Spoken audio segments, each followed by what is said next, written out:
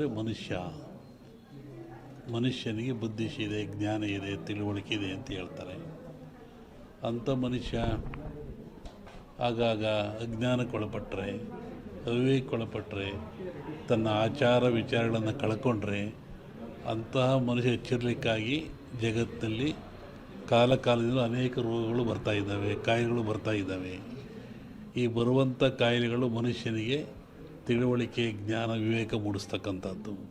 ಹಾಗೆ ಈಗಲೂ ಬಂದಿರತಕ್ಕಂಥದ್ದು ಕೊರೋನಾ ಅಂತೇಳಿ. ಈ ಕೊರೋನಾ ಎನ್ನತಕ್ಕಂಥ ಕಾಯಿಲೆ ಇದೇನು ಹೊಸ್ತೇನಲ್ಲ, ಇದು ಹಳೆಯ ಕಾಯಿಲೆ. ಹಿಂದಿನ ಕಾಲದಿಂದಲೂ ಜನರಲ್ಲಿ ಗಂಟ್ಲು ಬೇನೆ, ಗಂಟಲು ರೋಗ ಅಂತ ಕರಿತಾಯಿದ್ರು. ಅದು ಬಂದದ್ದು 2 ದಿನಕ್ಕೆ ಸತ್ತೋಗ್ತಾ ಇದ್ದು ಮನುಷ್ಯ. ಶ್ವಾಸಕೋಶಕ್ಕೆ, ಗಂಟ್ಲಿಗೆ ಬರುವಂಥ ಕಾಯಿಲೆ.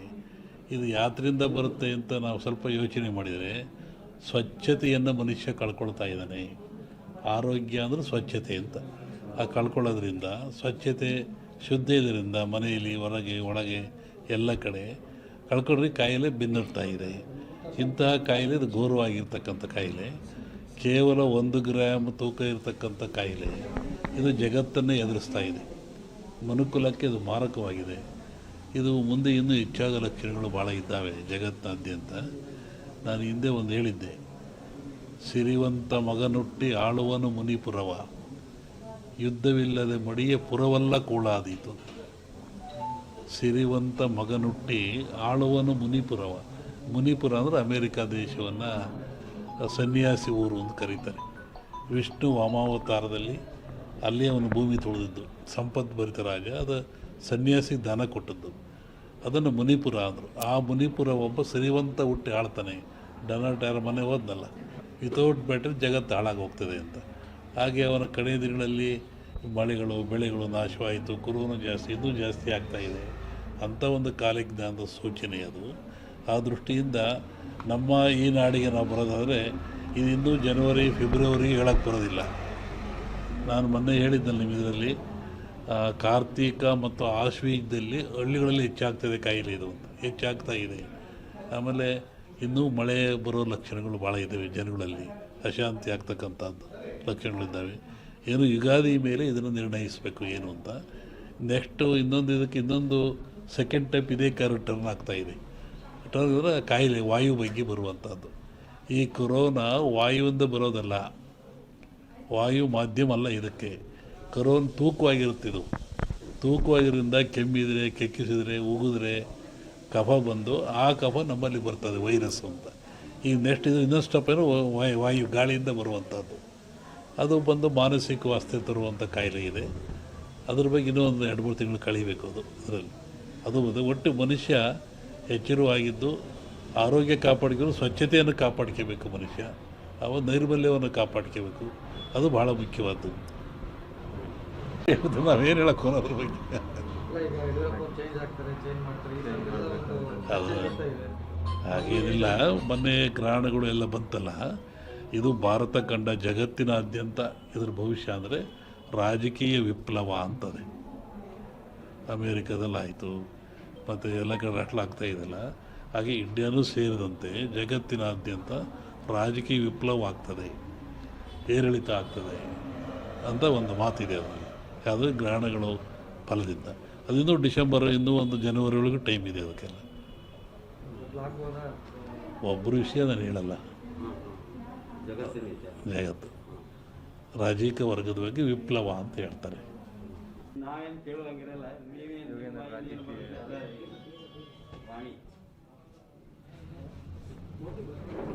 ಜಗತ್ತಿನಲ್ಲಿ ಅತ್ಯಂತ ಶ್ರೇಷ್ಠ ಜ್ಞಾನ, ವಿವೇಕವುಳ್ಳದ್ದು ಯಾವುದು ಅಂದರೆ ಮನುಷ್ಯನಿಗೆ ಬುದ್ಧಿಶಿ ಇದೆ, ಜ್ಞಾನ ಇದೆ, ತಿಳುವಳಿಕೆ ಇದೆ ಅಂತ ಹೇಳ್ತಾರೆ. ಅಂಥ ಮನುಷ್ಯ ಆಗಾಗ ಅಜ್ಞಾನಕ್ಕೊಳಪಟ್ಟರೆ, ಅವಿವೇಕಕ್ಕೊಳಪಟ್ಟರೆ, ತನ್ನ ಆಚಾರ ವಿಚಾರಗಳನ್ನು ಕಳ್ಕೊಂಡ್ರೆ ಅಂತಹ ಮನುಷ್ಯ ಎಚ್ಚರಿಕೆಗಾಗಿ ಜಗತ್ತಿನಲ್ಲಿ ಕಾಲದಿಂದ ಅನೇಕ ರೋಗಗಳು ಬರ್ತಾ ಇದ್ದಾವೆ, ಕಾಯಿಲೆಗಳು ಬರ್ತಾ ಇದ್ದಾವೆ. ಈ ಬರುವಂಥ ಕಾಯಿಲೆಗಳು ಮನುಷ್ಯನಿಗೆ ತಿಳುವಳಿಕೆ, ಜ್ಞಾನ, ವಿವೇಕ ಮೂಡಿಸ್ತಕ್ಕಂಥದ್ದು. ಹಾಗೆ ಈಗಲೂ ಬಂದಿರತಕ್ಕಂಥದ್ದು ಕೊರೋನಾ ಅಂತೇಳಿ. ಈ ಕೊರೋನಾ ಎನ್ನತಕ್ಕಂಥ ಕಾಯಿಲೆ ಇದೇನು ಹೊಸ್ತೇನಲ್ಲ, ಇದು ಹಳೆಯ ಕಾಯಿಲೆ. ಹಿಂದಿನ ಕಾಲದಿಂದಲೂ ಜನರಲ್ಲಿ ಗಂಟ್ಲು ಬೇನೆ, ಗಂಟಲು ರೋಗ ಅಂತ ಕರಿತಾಯಿದ್ರು. ಅದು ಬಂದದ್ದು 2 ದಿನಕ್ಕೆ ಸತ್ತೋಗ್ತಾ ಇದ್ದು ಮನುಷ್ಯ. ಶ್ವಾಸಕೋಶಕ್ಕೆ ಗಂಟಲಿಗೆ ಬರುವಂಥ ಕಾಯಿಲೆ.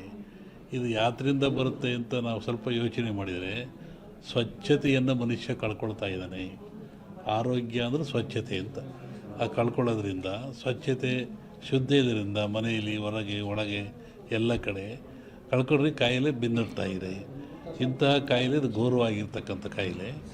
ಕೇವಲ 1 ಗ್ರಾಮ್ ತೂಕ ಇರತಕ್ಕಂಥ ಕಾಯಿಲೆ ಇದು ಜಗತ್ತನ್ನೇ ಎದುರಿಸ್ತಾ ಇದೆ. ಮನುಕುಲಕ್ಕೆ ಇದು ಮಾರಕವಾಗಿದೆ. ಇದು ಮುಂದೆ ಇನ್ನೂ ಹೆಚ್ಚಾದ ಲಕ್ಷಣಗಳು ಭಾಳ ಇದ್ದಾವೆ ಜಗತ್ತಿನಾದ್ಯಂತ. ನಾನು ಹಿಂದೆ ಒಂದು ಹೇಳಿದ್ದೆ, ಸಿರಿವಂತ ಮಗನುಟ್ಟಿ ಆಳುವನು ಮುನಿಪುರವ, ಯುದ್ಧವಿಲ್ಲದೆ ಮಡಿಯ ಪುರವಲ್ಲ ಕೂಳಾದೀತು. ಸಿರಿವಂತ ಮಗನುಟ್ಟಿ ಆಳುವನು ಮುನಿಪುರವ. ಮುನಿಪುರ ಅಂದರೆ ಅಮೇರಿಕಾ ದೇಶವನ್ನು ಸನ್ಯಾಸಿ ಊರು ಅಂತ ಕರೀತಾರೆ. ವಿಷ್ಣು ವಾಮಾವತಾರದಲ್ಲಿ ಅಲ್ಲಿ ಅವನು ಭೂಮಿ ತುಳಿದಿದ್ದು, ಸಂಪದ್ಭರಿತ ರಾಜ. ಅದು ಸನ್ಯಾಸಿ ದಾನ ಕೊಟ್ಟದ್ದು, ಅದನ್ನು ಮುನಿಪುರ ಅಂದರು. ಆ ಮುನಿಪುರ ಒಬ್ಬ ಸಿರಿವಂತ ಹುಟ್ಟಿ ಆಳ್ತಾನೆ. ಡೊನಾಲ್ಡ್ ಟ್ರಂಪ್ ಮನೆ ಹೋದ. ಆಹಾರ ತಯಾರು ಮಾಡ್ತೀವಲ್ಲ, ಅದು ಯಾವುದು? ಅಗ್ನಿಯ ಮುಖಾಂತರ. ಹಾಗೆ ಅಗ್ನಿ ಜಗತ್ತಿನ ಚರಾಚರಕ್ಕೆ, ಮನುಕುಲಕ್ಕೆ ಆದರ್ಶ, ಅವಶ್ಯಕ. ಅಗ್ನಿಯಿಂದ ಯಾವುದೂ ಇಲ್ಲ. ಧಾರ್ಮಿಕವನಾಗಿ ಅಗ್ನಿಗೆ ಭವಿಷ್ಯವನ್ನು ಕೊಡ್ತೀವಿ ಅಂತ ಹೇಳೋದು ಒಂದಾದರೆ, ಅದನ್ನು ವಿರೋಧ ಮಾಡೋದು ಒಳ್ಳೆತನ ಅಲ್ಲ. ಯಾಕೆ ವಿರೋಧ ಹೇಳಿದ್ರೆ, ಅಗ್ನಿಯೇ ಆಧಾರ ನಮಗೆ. ಅನ್ನ ಮಾಡಲಿಕ್ಕೆ, ಚಹಾ ಕುಡಿಲಿಕ್ಕೆ, ಒಂದು ರೊಟ್ಟಿ ಮಾಡಿಕೊಳ್ಳಲಿಕ್ಕೆ ಏನು ತಿನ್ನೋಕ್ಕೆ ಅಗ್ನಿ ಬೇಕು. ಅಗ್ನಿ ದೈವೋ ಭವ. ವೈಜ್ಞಾನಿಕವು ಅಗ್ನಿ ನಮಗೆ ಬೇಕಾಗ್ತಾನೆ. ಆನಂತರ ಕಟ್ಟಿಗೆಗಳು, ಹೊಸ್ವಿಯಕ್ಕ, ಮಾವು, ಮುತ್ತುಗ ಇವೆಲ್ಲ ಬರ್ತವೆ. ಒಂದೊಂದು ಗಿಡದಲ್ಲಿ ಒಂದೊಂದು ಶಕ್ತಿ ಇರ್ತದೆ, ಒಂದೊಂದು ಫಲವನ್ನು ಕೊಡ್ತವೆ. ಕಾಡಿನಲ್ಲಿ ಋಷಿಗಳು ಆಶ್ರಮದಲ್ಲಿ ಯಜ್ಞವನ್ನು ಮಾಡ್ತಾಯಿದ್ರು, ಹೋಮವನ್ನು ಮಾಡ್ತಾಯಿದ್ರು. ಅಂದರೆ ಆ ಧೂಮದಿಂದ, ಆ ಹೊಗೆಯಿಂದ ಪರಿಸರ ಶುದ್ಧವಾಗ್ತಾ ಇತ್ತು. ಮತ್ತೊಂದು ಒಳ್ಳೆ ಮಳೆ ಬೆಳೆಗಳು ಬರ್ತಾಯಿತ್ತು. ಕ್ರೂರವಾದ ಪ್ರಾಣಿಗಳು, ಕಾಡಿನಾಗ ಯಾರು ಇರ್ತಾರೆ? ಕ್ರೂರವಾದ ಪ್ರಾಣಿಗಳಿರ್ತವೆ. ಆ ಪ್ರಾಣಿಗಳು ಸಹಿತ ಮನುಷ್ಯನನ್ನು ಹಿಂಸೆ ಮಾಡಲ್ಲ. ಈ ಯಜ್ಞ ಮಾಡೋದ್ರಿಂದ, ಹೋಮ ಮಾಡೋದ್ರಿಂದ, ಆ ಬಂದ ಧೂಮದಿಂದ ಮನಸ್ಸು ಪರಿವರ್ತನೆಯಾಗಿ ಶಾಂತ ಸ್ವಭಾವಕ್ಕೆ ಬರ್ತವೆ. ಆವಾಗ ಮನುಷ್ಯನೊಂದಿಗೆ ಅವು ಸ್ನೇಹಿಗಳಾಗ್ತವೆ. ಅನೇಕ ಕಥೆಗಳನ್ನು ಕೇಳಿದ್ದೀವಿ. ಸ್ವಾಮಿಗಳಿದ್ದರು, ಅಲ್ಲಿ ಹುಲಿ ಬರ್ತಾಯಿತ್ತು, ಸಿಂಹ ಬರ್ತಾಯಿತ್ತು, ಹುಲಿ ಮೇಲೆ ಸ್ವಾಮಿಗಳು ಹೋಗ್ತಾಯಿದ್ರು. ಅಂದರೆ ಯಜ್ಞ ಯಾಗಾದಿಗಳ ಫಲದಿಂದ ಬರುವಂಥ ಹೋಮಾದಿಗಳ ಧೂಮದಿಂದ ಅವು ಮನಃಶಾಂತಿ